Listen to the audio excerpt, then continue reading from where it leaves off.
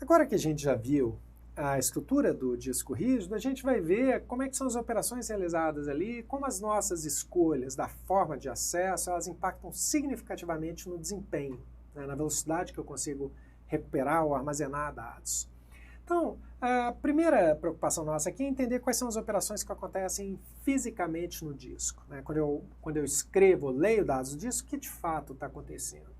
A primeira coisa que acontece é assim, o cabeçote precisa ser posicionado no cilindro correto, né, chegar ali com aqueles braços no cilindro correto, mas quando eu for acessar um setor, pode ser que esse setor não esteja exatamente debaixo do cabeçote, o disco está girando o tempo inteiro, então eu preciso esperar que o setor que eu quero chegue debaixo do cabeçote, o cabeçote só anda de dentro para fora, então eu preciso colocar o cabeçote na posição certa e esperar que no giro, que o setor chegue debaixo do cabeçote para começar a ler. Tá? Essa primeira parte, movimentar o cabeçote, é o que eu chamo de tempo de busca. Busca, então, é o posicionamento no cilindro correto. Né? Em média, dá 2/3 do tempo máximo, para ele do início ao fim. Né? Como normalmente ele parte de um ponto e vai até outro, a gente estima em média, né? Isso foi decisão dos fabricantes, estimar isso por meio de 2/3 do tempo máximo. Tá?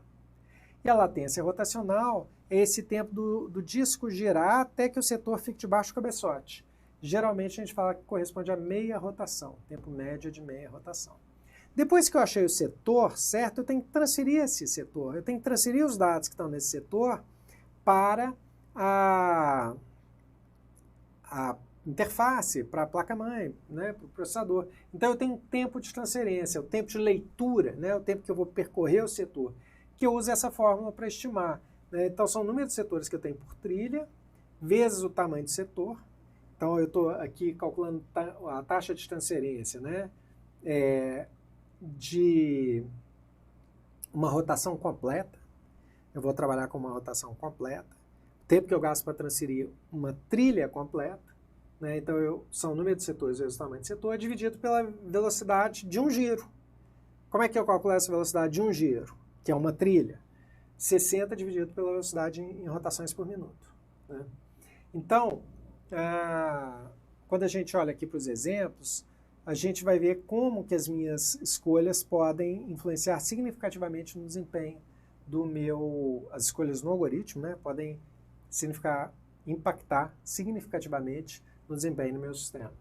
Vamos ver aqui um exemplo que eu acho que é mais legal a gente ver esse meio do exemplo e vai ficar mais tranquilo. Né? Vamos pensar um disco rígido muito velho, aquele mesmo que nós usamos lá para calcular o tamanho dele, né, de 521 megabytes. Então ele tem 1.060 cilindros, 16 cabeçotes, 63 setores por trilha e cada setor com 512 bytes. É um disco rígido velho, ali de 2010 para trás. Também considere que o tempo médio de busca... Então, olha, nós precisamos de 3 tempos. Eu preciso do tempo de busca, da latência rotacional e do tempo de transferência.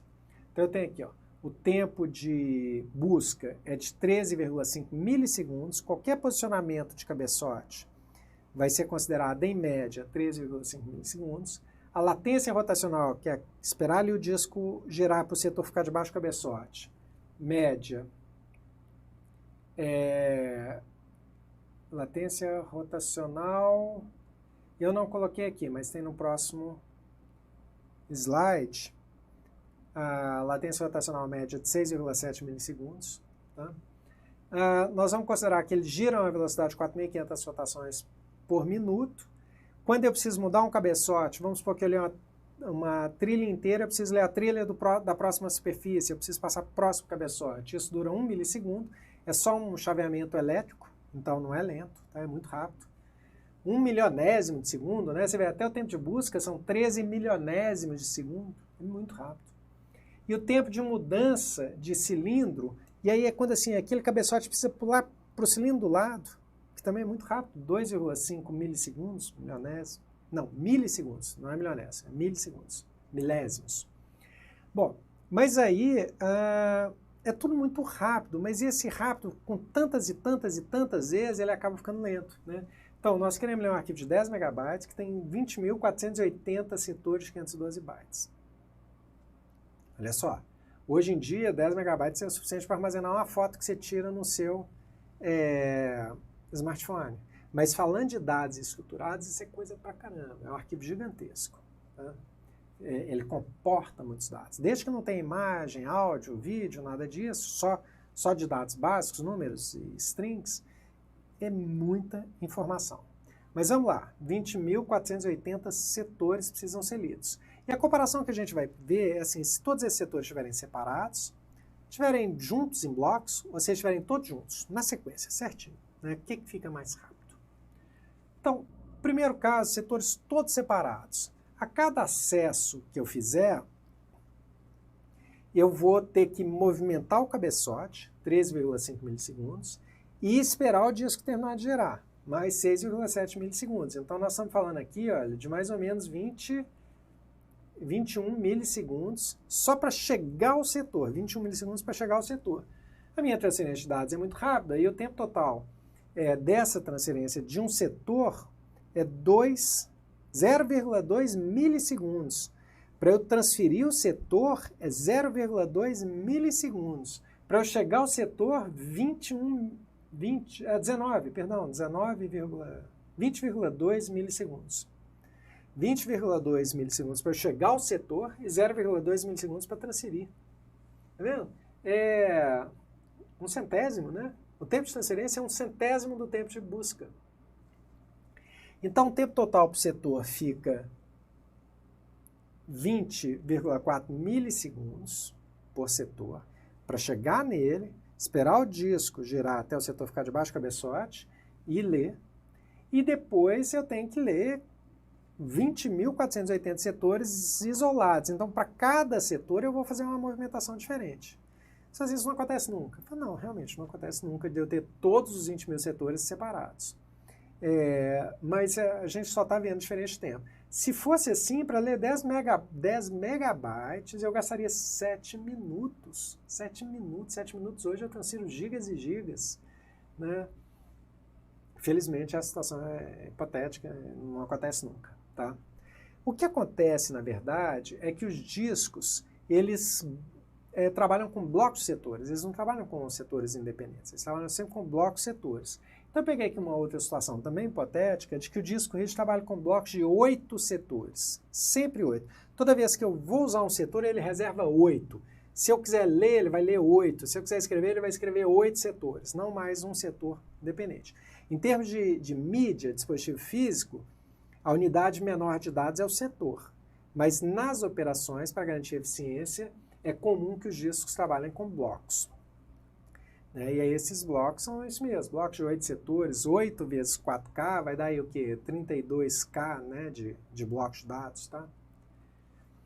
Bom, vamos lá de novo. O tempo de busca médio é 13,5 mais 6,7. Só que agora, como eu tenho 8 setores juntos, eu só preciso buscar cada bloco. Eu não preciso buscar cada um dos 20 mil setores, eu vou buscar cada um dos inúmeros blocos. Nós estamos falando de 2.560 blocos. Então eu vou fazer 2.560 movimentações de cabeçote, latência rotacional, tempo de busca e tempo de latência rotacional, né, para cada bloco. E aí, como são 8 setores, né, se cada setor tomava 0,2 milissegundos para ler, agora o bloco de 8, 1,7, com um ligeiro arredondamento aqui. Então eu tenho aqui os meus 20,2 milissegundos para chegar ao bloco, depois eu tenho que transferir os 8 blocos, aí eu gasto 21,9 milissegundos para ler um bloco de 8 setores. Voltar aqui. Para cada setor separado eu gasto 20,4 milissegundos. Para cada bloco de 8 setores nessa organização eu gasto 21,9 milissegundos. Passo de 20,4 para 21,9. Eu gasto 1,5 milissegundo a mais para ler 8 vezes mais. Sabe, menos de 10% de custo extra para ler 8 vezes mais. Entendeu? Eu aumento 1/10 para ter um desempenho 8 vezes superior. Então, para ler todos os 2.560 blocos, eu não precisaria de 7 minutos, eu precisaria de 56 segundos. Percebe a diferença? Agora vamos supor que eu tivesse todos os setores juntinhos, todos os 20.480 setores juntos, colados um no outro. Terceiro exemplo. Então, o que eu teria aqui?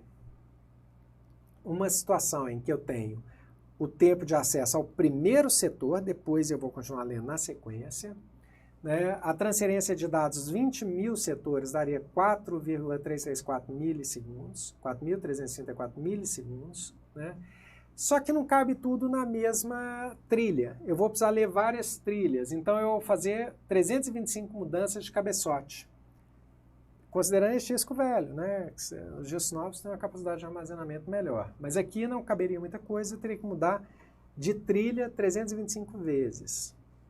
E muitas vezes eu teria que mudar de cilindro mesmo. Eu tenho que passar para o próximo cilindro. Então eu tenho, além de mudar o cabeçote, eu tenho que mudar ali o posicionamento. Gastaria 50 milissegundos para isso. E um tempo total de 4,7 segundos para ler os 20.480 setores. A única parte que me interessa é essa aqui. Se você não perdeu esses cálculos, não tem o menor problema. Vamos lá. Se eu tiver todos os setores separados, 7 minutos. Se eu tiver agrupado de 8 em 8, 56 segundos. Se eu tiver todos juntinhos, 4,7 segundos. Gente, cai de 7 minutos para menos de 5 segundos. Olha só. Qual é, então, a conclusão disso aqui? Né? Onde que a gente quer chegar? Num arquivo, quando eu faço acesso aleatório, eu vou buscar registro por registro. Assim, eu quero o produto de D7, agora eu quero o produto de D8, agora eu quero o produto de D20, agora o de 2. Eu estou nesse cenário, buscando um a um separado. Eu tenho uma perda de eficiência muito grande.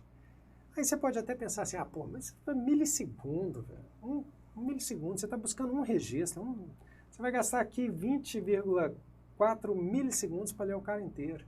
Tá, mas e se eu tiver milhões de usuários fazendo as mesmas operações no mesmo disco rígido simultaneamente? E se a minha base de dados for gigantesca e eu tiver que gerenciar diversas operações de inclusão, alteração e exclusão? Então, assim, nós estamos falando sempre de grandes massas de dados. Mas a situação é ruim, é o acesso totalmente aleatório. Eu preciso pensar em otimizar um pouco essa operação. Não é que eu não precise fazê-la. Muitas vezes eu vou precisar acessar uma entidade só.